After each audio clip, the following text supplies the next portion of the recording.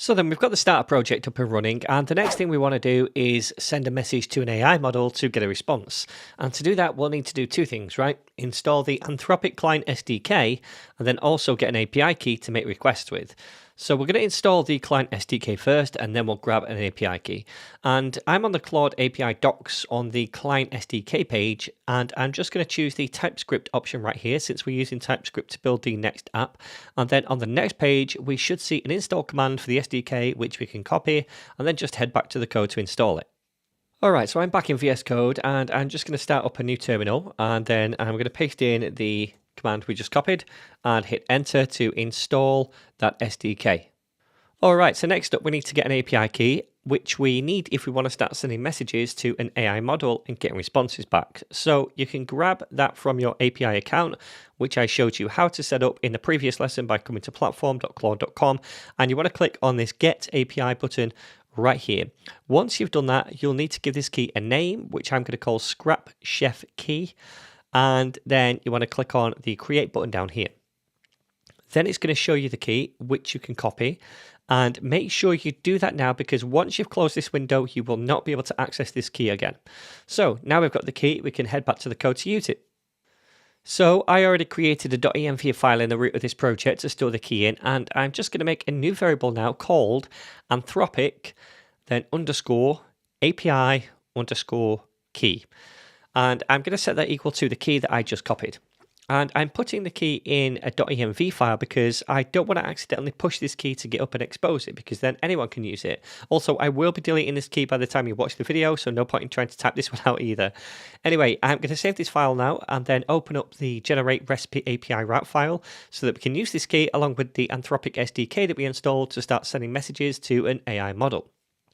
Okay, so first things first, we need to import the SDK into this file by coming to the top, just saying import, and then Anthropic with an uppercase A, and then that comes from @Anthropic-AI, and then / SDK. All right. So next we can make a new Anthropic client instance by coming down here and making a new constant, which I'm going to call client. And then we set that equal to new, and then Anthropic, capital A, which is what we just imported. And then we have parentheses at the end, and we pass an object in as an argument. And the reason we do this is so that we can add on the API key property right now. And the value of that should be the API key that we just added to the .env file. So we can access that in Next.js applications in API routes by just saying process.env, and then in square brackets, we add the variable name in quotes, which is Anthropic underscore API underscore key, all in uppercase. All right. So now we have this client constant, right, which we can use to send messages to AI models and then get responses back from them. Now we want to do that inside this post handler function, which gets executed when we click on that generate recipe button on the front end.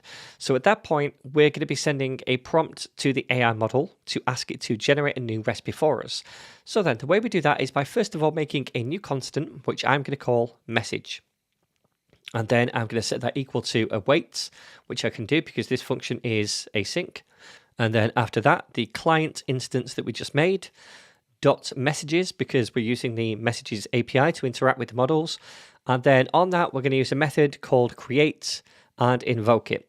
So this method is for making a new message, sending it to a model, and as an argument, we pass an object, which we can then use to customize the message properties.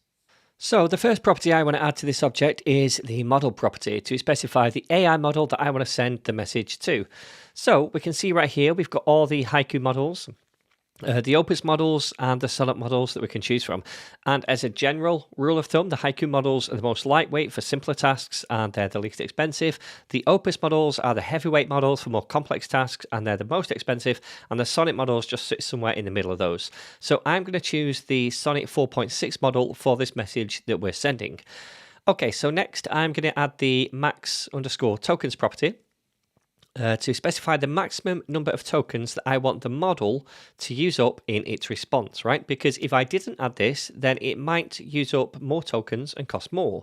So I want to limit this to 1024 tokens, which is enough for a decent sized response.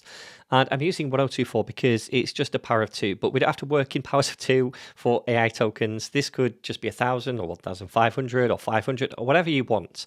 Anyway, next we've got the message that we want to send itself.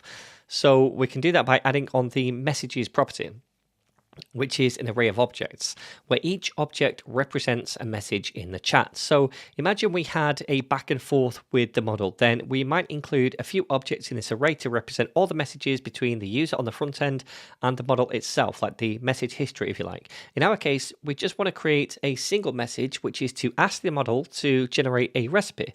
So there's not going to be any follow-up conversations or anything like that. So we just need a single object in this array. And then inside this object, we need two properties. The first one is the role property, which basically says who this message is by. And that could be a previous message in the conversation by the AI model, in which case we'd put assistant for the role, or it could be the user of the application on the front end. And in that case, we'd put user right here. So this message is going to be coming from the person using the application, right? When they hit the button in the browser. So we're going to put user right here. The second property is going to be the content property, and this is where we specify the actual message content that we want to send. So in this case, I'm going to say generate a simple random recipe with clear steps. And I'm not using any of the user's ingredients or filters or anything like that just yet. For now, I just want to send a simple message to make sure everything is working as it should, and then later we'll add in those other things. Okay, so now we've created this message, and when this code is executed, this create method actually sends this message to the Anthropic server so that an AI model can then respond to it. And when we get that response back, it's stored inside this message constant right here on a content property. So for now, let's just log this content to the console down here so that we can see what comes back when we hit that button. So I'll say console.log, and as an argument, I'll pass in message.content.